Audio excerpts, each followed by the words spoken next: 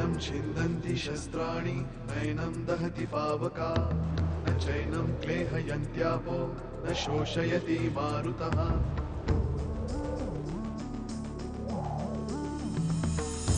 दिवसामागुणरात्र धावते सकाळ संध्याकाळ सूत्रधार जो या साऱ्याचा नावतयाचे काय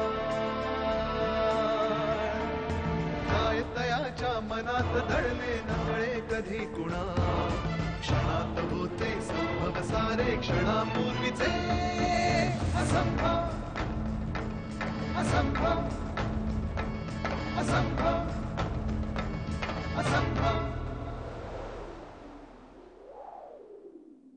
आता महत्वाचं एवढंच आहे की सोपान आजोबा लवकरात लवकर वसईला पोहोचले पाहिजे. अरे तिच्यामुळेच हे सगळं झालंय. विश्वास ठेव रे माझ्यावर. मला सुद्धा विचित्र वाटलं थोडंसं, पण मी वाद नाही घालत बसलो. तुला काय म्हणायचं नक्की? की सुलेखाने खरंच?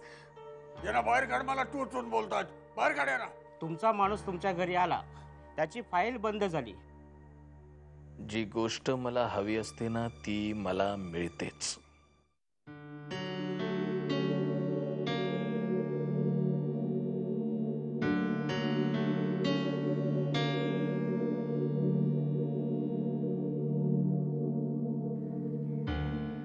कूल कॅब का बुक केलीस? मी आलो असतो की सोडायला. एक दिवस राहून परवा परत आलो असतो. कशाला? कशाला उगाच तुला त्रास? त्रास काय याच्यात? तेवढीच मदतही झाली असती नाही तुला. पुरे. तुझी झाली तेवढी मदत पुरे. आता गैरसमज करून घेतलास सुलेखा. नाही रे, नॉट ॲट ऑल. इनफॅक्ट नंतर मम्माचं सगळं मलाच जर करायचंय तर डे वन पासून सवय व्हायला हवी ना. आणि प्रवासात काही झालं तर? Don't worry, I will manage. Sulekha, मला का असं वाटतंय की तुला पुण्याला कोणी यायलाच नकोय?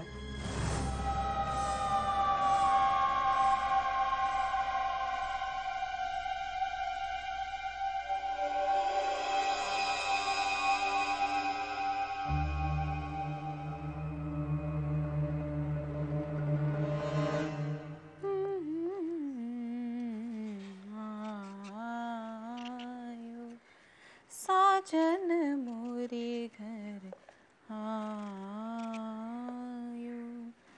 और कछु और कछु साजन. हॅलो. हां, मी एक 15 मिनिटात पोहोचतो. Okay, thank you. I am so sorry. तू इतकी छान गात होतीस आणि मध्येच फोन आला. फोनला सुद्धा ना आत्ताच वाजायचं होतं. I am so sorry. बाबा, सॉरी का म्हणताय तुम्ही? मी सहजच गुणगुणत होते. अगं पण तुझा आवाज किती गोड आहे. असा भुरळ पाडणारा आवाज आहे. तू तू गाणं शिकलीस का? थोडंफार. बाबा क्लासिकल गायचे. हो. आणि शिकवायचे सुद्धा. अरे वा, दिस इज न्यूज टू मी. अगं मग तू रियाज का नाही करत? रियाज केला तर चालेल? अगं चालेल म्हणजे काय? ते काय नाही. तू आजच्या आज ताबडतोब रियाज सुरू कर. आपण असं करूया, इथे कुठल्या तरी क्लासला नाव घालूया. नाही नाही बाबा, क्लासची गरज नाहीये. पण एक तानपुरा आणला तर चालेल. म्हणजे कसं घरच्या घरीच रियाज करता येईल. अगं विचारायचं नाही, ताबडतोब घेऊन यायचा आणि आजपासून रियाज सुरू करायचा. I am so happy. तुला काय सांगू, म्हणजे मी तसा तानसेन नसतो ना तरी कानसेन आहे बरं का. तुला काय सांगू मी, अगं लहानपणापासून काय गाणी ऐकलीत मी तुला सांगतो. अगं आमच्या गणेशोत्सवामध्ये तुला सांगतो केवढे मोठे मोठे गायक याचे गायला, म्हणजे हल्लीच्या ऑर्केस्ट्रामध्ये गातात तसे नाही. अगं असतात सोन्यासारखे खणखणीत गायक. पंडित भीमसेन जोशी म्हणू नकोस, पंडित कुमार गंधर्व म्हणू नकोस, पंडित वसंतराव देशपांडे म्हणू नकोस, अभिषेकी म्हणू नकोस. अरे काय विचारू नको. अगं तुला सांगतो आधाशासारखं यांची गाणी मी कुठे कुठे जाऊन ऐकले. वाह ग्रेट. तुला खरं सांगू काय, नाही माझ्या मनातलं सांगतो हा. माझी आपली एक इच्छा होती की माझ्या 3 मुलांपैकी एकाने तरी गायक व्हावं. नाही ना, एकही मूल सुरामध्ये नाही. या बाबतीत सगळेजण माझ्यावरती पडलेत. चला पण आज देवाने ही कसर भरून काढली. खूप बरं वाटतंय मला. तुला आणखीन एक सिक्रेट सांगू का? तुझ्या सासूबाई आहेत ना, त्यांचा आवाज तुला खूप गोड आहे बरं का. खरंच? अगं खरंच. म्हणजे आमचा जेव्हा कांद्या पोह्याचा कार्यक्रम झाला होता ना, तेव्हा तुझ्या सासूबाईनी एक गोड गाणं म्हटलं होतं, वध जाऊ कुणाला शरण ग. आणि आम्ही गेलो की शरण.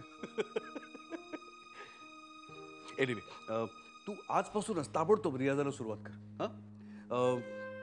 एक काम करू, तुझ्या आणि वसुलाची जुगलबंदी अरेंज करूया. काहीतरीच काय बाबा. अगं काहीतरीच नाही, आय मीन इट. खरंच करूया. एक प्रेरणा. हॅलो. अरे पोचतोय रे बाबा, 10 मिनिटात पोचतोय. मला जरा माझा गळा तापवून येतो, क्लासला जायचंय. बरं एनिवे तुला जे काय हवंय ते तानपुरा म्हण, आणखीन जे काय तुला हवंय ते आजच्या आज आणि रियाजला सुरुवात कर. हा थँक्स बाबा. Okay bye.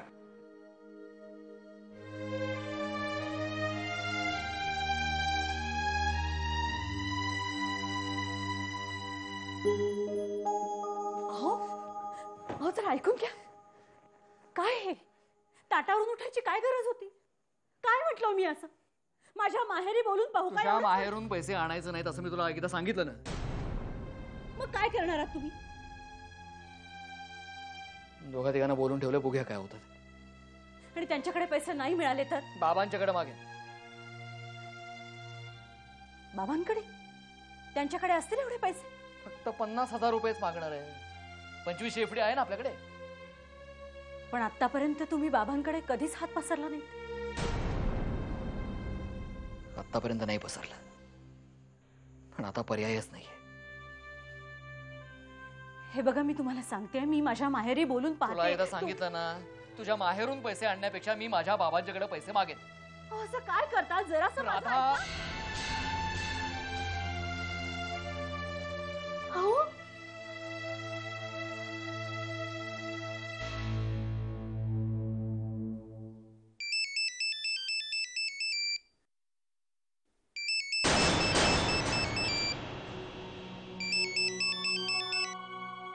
हाँ बोल सुलेखा.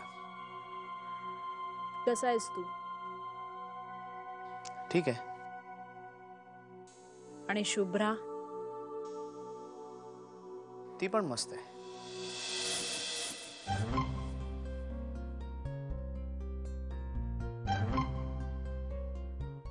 मला नाही विचारणार मी कशी आहे? कशी आहेस? मी पण मस्त. बरं आपण कधी भेटतोय? आपण just over cup of coffee.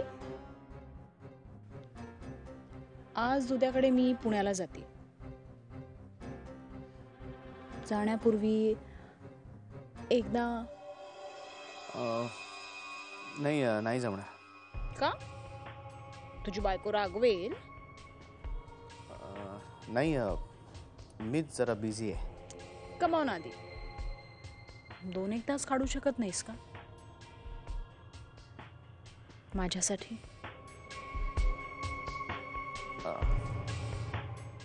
जरा कठीण वाटतंय, पण बघू. सुलेखा, मला जरा सेकंड कॉल येतोय. मी नंतर फोन करू. बाय.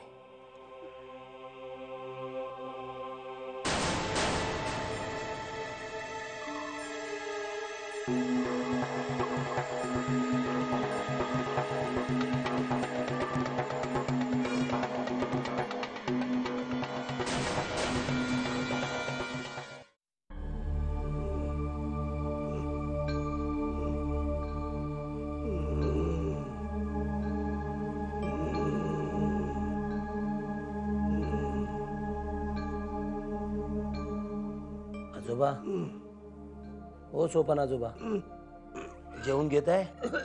उठा उठा, हळू उठू, जेवून घ्या जेवून घ्या. हळू हळू थांबा. विष्णू, काय जरा बस. आजोबा, मला बरीच काम आहेत, तुम्ही जेवून घ्या. मला अरे बस रे, बस बस. काय आहे? किती काम करतोस. अरे या वाड्यात राब राब राबतोस ढोरासारखा. काय मिळतं रे तुला? काय मिळतं म्हणजे आजोबा? तुला श्रीमंत व्हायचंय. काय लॉटरीचं तिकीट बिकीट विकताय काय? चुप. आता माझं ऐक. माझं इथून अचानक गायब होणं आणि परत येणं हा निव्वळ योगायोग नव्हता. त्याच्यामुळे स्पष्ट हेतू होता. हेतू कुणाचा? नियतीचा. गेली अनेक वर्ष मीच खितपत पडलोय. का माहितीये तुला? का? कारण माझा शोध अजून संपलेला नाहीये.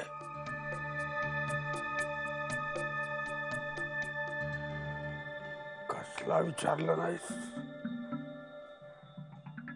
कसला? या वाड्यात कुठतरी महादेवनं लपवलेला खजिना आहे. तुम्हाला कसं माहित? अरे मूर्ख माणसा, मला नाहीतर कोणाला माहित असणार. इथे जे जे काही घडलं त्या सगळ्याचा साक्षीदार मी आहे. फक्त मी एकटाच. तुझा तो दिनू सुद्धा नाही. हे भालचंद्ररावापासून लपून महादेवनं सगळा पैसा अडका या वाड्यातच कुठतरी लपवून ठेवलाय. विष्णू, इतकी वर्ष जे देवानं मला जगवलंय ते त्याचसाठी. मला तो खजिना हवा आहे, पण मला आता एका साथीदाराची गरज आहे. माझ्याच्यानं एकट्यानं नाही होणार. तू माझी मदत कर. रातोरात श्रीमंत करेन मी तुला. तो खजिना मिळाला ना तरी तो शास्त्री कुटुंबाचा, म्हणजे माझ्या मालकांच्याच मालकीचा असणार आहे. कपात मूर्खा. जो शोधेल त्याचाच खजिना. काय मिळते रे तुला त्या दिनूची चाकरी करून? तुझ्यासारखा राबतोस या वाड्यात. अरे मी सुद्धा असाच राबत होतो, पण या लोकांना कदर नसते. अरे या दिनूच्या बापानं रघुनाथनं खूप खूप त्रास दिला मला. या जगात कोणी कोणाचं नसतं. अरे पैशासाठी सख्खे भाऊ जीव घेतात एकमेकाचा. तू काय मालक मालक करत बसलाय? ओ सोपान आजोबा, तुम्ही काय बोलताय? तुम्हाला कळतं का? अहो, मालकांना काही फायदा नसताना तुम्हाला इथे आश्रय दिला, त्याचे चांगले पांग फेडताय तुम्ही. तुमचं वय काय आहे बघा, जरा वय बघा. तो मिळाला खजिना तरी त्याचं काय करणार हो तुम्ही? अर्धी लाकडं गेली मसनात तुमची. माझ्या बोलायचं नाही सांगून ठेवतो. सोडा सोडा. आणि पुन्हा जर का हा विषय काढलात ना तर मालकानं विचारायच्या आधी मी हाकलून काढीन तुम्हाला. विष्णू विष्णू.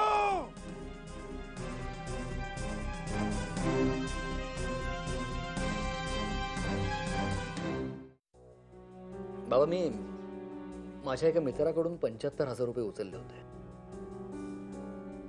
म्हणजे माझं वाशीला एक डील फायनल होणार होतं, पण मध्येच काहीतरी घोटाळा झाला आणि ते डील फिसकटलं. म्हणजे तो माझा खूप जवळचा मित्र आहे, पण आता त्याच्या सख्ख्या बहिणीचं लग्न आहे, त्यामुळे त्यालाही पैशाची गरज आहे. त्यामुळे तुला 75,000 रुपये हवेत. नाही, फक्त 50. 25 आहेत माझ्याजवळ. कधीपर्यंत हवेत? खरं तर कालच हवे होते बाबा. तुम्ही आज जर मला पैसे दिलेत ना तर एका महिन्याभरात मी तुम्हाला पैसे परत देईन. नेरूळचं एक डील माझं फायनल होणार आहे, मी ते लगेच तुम्हाला. चंदू, इनफ ना, खूप झालं. तुझे हे आतबट्याचे व्यवहार तर पुरे झालेले. माझं ऐक, अजूनही ऐक, वेळ गेली नाहीये. तू ग्रॅज्युएट हो, मग तुला आपण हवं तर. मला पैसे हवेत बाबा, सल्ला नकोय. तसं असेल तर मी तुला मदत करू शकत नाही. म्हणजे माझ्याकडे खरंच पैसे नाही आहेत. अरे चंदू, बराच खर्च झालाय रे. आपण नवीन घर घेतलं, वास्तुशांत झाली, आधीचं लग्न झालं, खरंच खूप खर्च झालाय. तुमच्याकडे सोहळे साजरे करायला पैसे आहेत, पण मला खरोखरीच गरज आहे तर मला द्यायला पैसे नाहीत. माझ्याकडे पैसे असते तर मी तुला ताबडतोब दिले असते चंदू, पण आता खरंच नाही आहेत पैसे माझ्याकडे. आता तुला काय बँकबुक दाखवू का मी? Excuse me sir. केस कमी येऊ का? या ना. अरे काय चंदू शेठ, ऍडमिशन घ्यायला आलात की काय? पुन्हा टीवायला बसायचंय? नको सर, आता या वयात धपाटे खाणं शोभणार नाही. सर तुमचं काही काम होतं? हो सर, त्या सयाजी रासनेला घेऊन आलोय. अच्छा अच्छा, घेऊन. सयाजी ये बा, ये.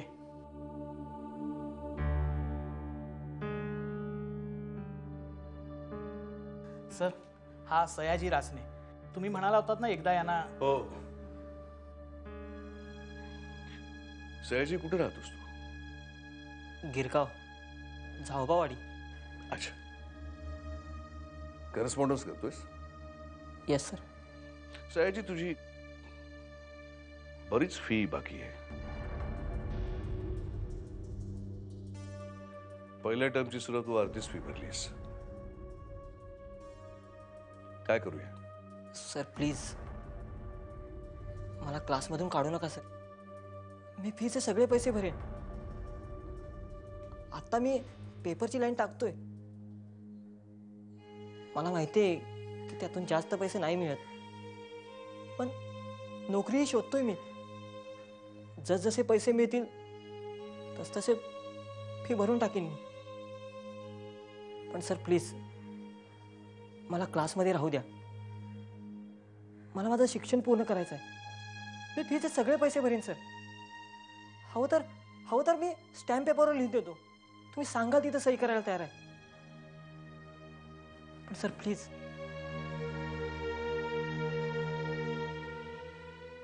मला क्लासमध्ये राहू द्या प्लीज. सयाजी, तुला कुठेही काहीही लिहून द्यायची गरज नाही.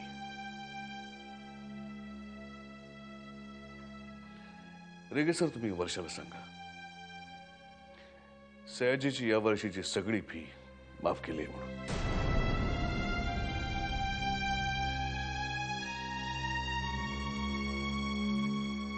अरे राहू दे, नमस्कार नको करूस. मी काही तुझ्यावरती उपकार नाही करते. तुझी गेल्या वर्षीची मार्कशीट पाहिली मी सगळी. चांगले आहेत मार्क्स. एवढ्या कठीण परिस्थितीत सुद्धा तू चांगल्या तऱ्हेने अभ्यास करतोयस. You deserve it. Sir sir खरंच देव आहात तुम्ही माझ्यासाठी. चल.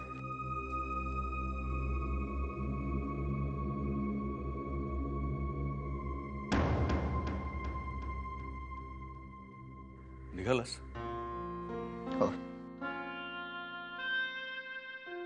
इतरांशी देवासारखे वागता. माझ्याशी बापासारखे वागला असतात तरी चाललं असतं.